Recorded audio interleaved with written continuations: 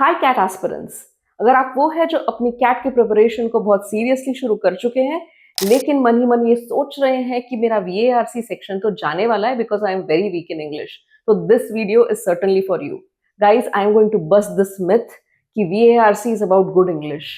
No, CAT का VARC is actually not about good English.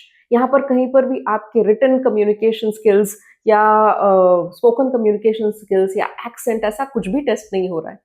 In fact cat वीएआरसी में test होता है आपका दिमाग, आपका लॉजिक, आपकी थिंकिंग स्किल्स। आपको प्रेशर में भी क्लियरली सोचते हुए एक सही आंसर तक पहुंचना है।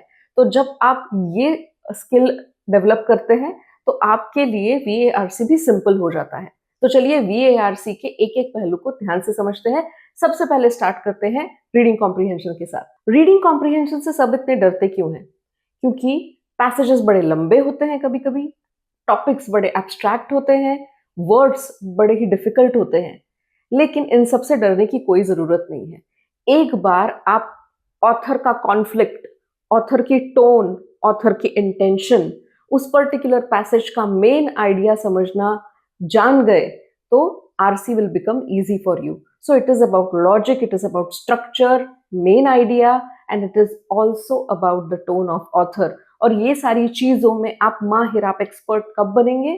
जब आप एक्सक्यूजेस देना बंद करके रोज कंपल्सरीली एक एक एडिटोरियल पैसेज पढ़ना शुरू करेंगे। आप एडिटोरियल पैसेज पढ़ सकते हैं न्यूज़पेपर्स में, या इयॉन एसेज में के एसेज भी आप रोज एक पढ़ना चालू कर सकते हैं। अब देखिए, आप जैसे ये पढ़ना स्टार्ट करते हैं आपके मन में ये ख्याल आने लगता है कि हमें अब पैसेजेस सॉल्व करना स्टार्ट कर देना चाहिए, which is not the case. Passages solve करना, डायरेक्टली स्टार्ट करना is not right.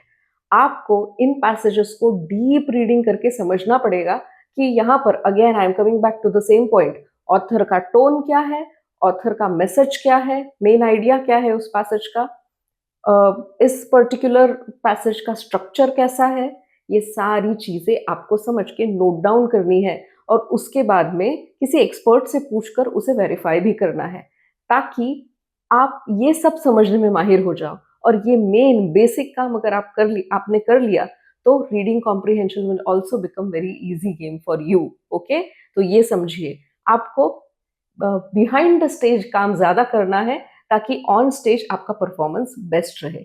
So it is about RC. अब बात करते हैं पैराजम्बल्स। पैराजम्बल्स में आपको डायरेक्टली सीक्वेंस ढूंढने की जल्दी नहीं करनी है। आपको पैराजम्बल्स में दिए हुए ऑप्शंस में से पेयर्स चुनने हैं। उन सेंटेंस में पेयरिंग सेंटेंसेस कौन कौन से हैं उसे फाइंड आउट करना है, उसके साथ प्रोनाउंस फाइंड आउट करने हैं, उसके बाद इंट्रोडक्टरी सेंटेंस कौन सा हो सकता है वो फाइंड आउट करना है। Only after that you will find out the right chronology. और हाँ, इसके साथ साथ कोई नई इंफॉर्मेशन देने वाला भी कोई सेंटेंस हो तो उसे भी अलग रखिए। So when you understand all of it, the actual process of sequencing the sentences in the correct order also becomes easy. So this is how you are supposed to solve your parajumbles. और parajumbles करने के लिए भी ये जो tricks मैंने बताई वो ट्रिक्स अप्लाई करना सीखिए with the help of parajumble questions. Of course यहाँ आपको क्वेश्चन सॉल्व जरूर करने पड़ेंगे, it is not like RC. लेकिन जितने parajumbles आप इन मेथड से सॉल्व करना सीखते हैं, एक्चुअल एग्जाम में फिर ये मेथड अप्लाई करके पैराजम्बल्स भी आपको आसान लगेंगे। So again and again guys, I am not at all talking about English. आपकी इंग्लिश कितनी अच्छी होनी चाहिए, आप शशि थरूर होने चाहिए, ऐसा कुछ भी मैं नहीं कह रही हूँ। कॉन्स्टेंटली देखिए, in RC and in parajumble I am talking about the techniques, thinking techniques. किस तरीके से सोचकर एलिमिनेशन की मदद से, कभी एलिमिनेशन की मदद से, कभी इंडक्शन की मदद से आपको अपने आंसर तक पहुंचना है basically. So it is solution oriented approach. अलग अलग अप्रोचेस की मदद से आपको सॉल्यूशन तक पहुंचना है। This is what will help you in VARC. अभी पैराजम्बल्स की बात की ना, अब हम बात करते हैं पैराग्राफ समरी की। देखते हैं उसे कैसे सॉल्व करना चाहिए। पैराग्राफ समरी में आपको कोई भी अगर नई इंफॉर्मेशन दे रहे हैं, कोई एक्सट्रीम इंफॉर्मेशन दी जा रही है ऑप्शन में, तो वो दोनों चीजें आपको हटानी है। ये एलिमिनेशन से ही आप अच्छे से सॉल्व कर पाएंगे, क्योंकि आपको एग्जैक्टनेस यहाँ पर इंपॉर्टेंट है कि पैराग्राफ में क्या दिया गया है और उसके मैक्सिमम पॉइंट्स कौन से वाले ऑप्शन में अपने कवर हो रहे हैं, इसका ध्यान रखना है आपको। सो कोई भी एक्सट्रीम, कोई भी एकदम नई सी इंफॉर्मेशन या जिस ऑप्शन में उस पर्टिकुलर टॉपिक का स्कोप आइदर बहुत कम या एक्सट्रीमली इन्फ्लेट हो रहा है, उसको ध्यान रखते हुए उसे एलिमिनेट करना है और जो उसमें से बच गया है ना, वो आपका आंसर है पैराग्राफ समरी में। नेक्स्ट बात करते हैं ऑड सेंटेंस आउट की।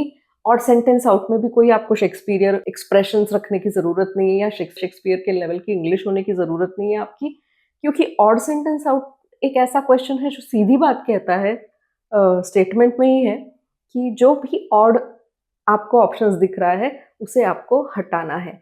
तो आपके पास में कुछ सेंटेंसेस दिए हुए हैं, उन सब की एक स्टोरी बनानी है आपको। उस स्टोरी में से जो भी एक सेंटेंस उस स्टोरी से हट के दिख रहा है आपको, जो इस टॉपिक से जुड़ा हुआ नहीं है या इससे बहुत साउथ जा रहा है, सब नॉर्थ जा रहे हैं और ये साउथ जा रहा है, ऐसा ऑप्शन फाइंड आउट करके आपको अपने आंसर में वो ऑप्शन लिखना है।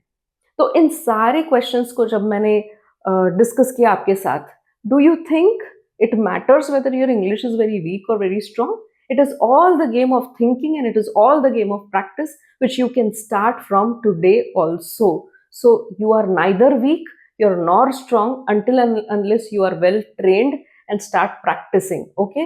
तो पहले अपनी ट्रेनिंग की तो शुरुआत कीजिए, फिर आपको समझ में आएगा कि कैट VARC में आप एक्चुअली वीक है या एक्चुअली स्ट्रांग है। उसका सिर्फ इंग्लिश से कोई लेना देना नहीं है। I hope you have understood my point, और विदाउट एनी एक्सक्यूजेस आज आप एक स्ट्रक्चर्ड प्रैक्टिस के साथ अपनी प्रैक्टिस VARC की शुरू करेंगे। See you in the next video guys. Keep practising, keep learning.